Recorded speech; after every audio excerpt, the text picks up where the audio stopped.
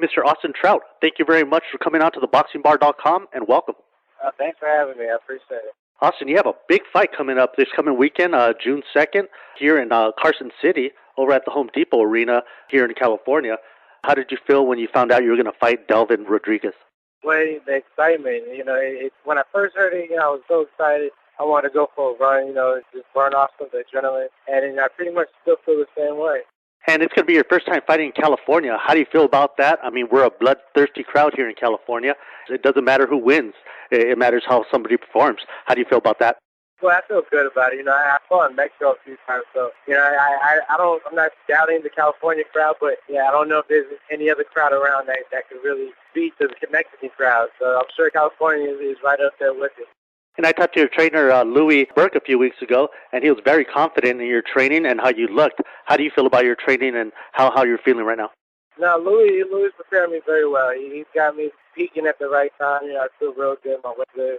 And Delvin Rodriguez, actually, I interviewed him the day after I interviewed Louis, and he was very confident. He said your will go on that particular night. How do you feel about that? The will go. Well, I'm glad he has the confidence as he should. If he's not confident he's going to beat me, then, he really don't belong in the ring with me. But, as far as my going, it's going nowhere.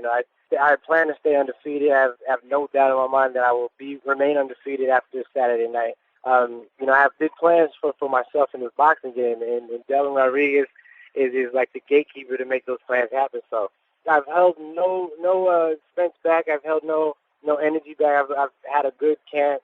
I've put all my work in, and there's really nothing left to do but to show out on Showtime Saturday.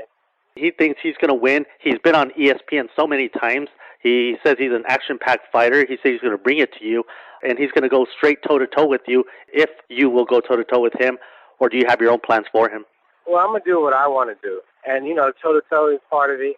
But really, if he wants to go toe-to-toe, then he'll find out the hard way that I'm the bigger, stronger guy. Bigger, stronger, and faster guy.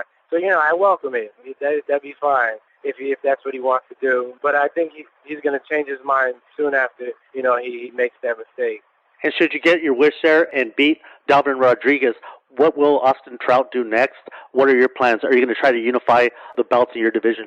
That's the major goal, is to get the rest of the belts. I am in no way, shape, or form overlooking Delvin Rodriguez and jump into the next fight. But, like I said, I got to get through him first in order to get another belt. There will be no talk of no other belt if I lose the Delvin. So I want to be undefeated champion, and Delvin's going to be the key to getting that shot. And there's so many good fighters on the weight under yours, the weight over yours. Are you willing to go up and down in weight, or are you going to always stay at your particular weight at 154?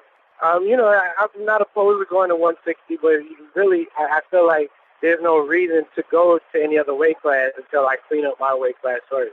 After there's nobody left to fight at 154, and if I'm still able to make 154, then, I'm down to go to 160 and, challenge the top guys in middleweight. But I'm not looking at that until I clean up my division first, which means I have a lot of work to do because there's a lot of guys in my class.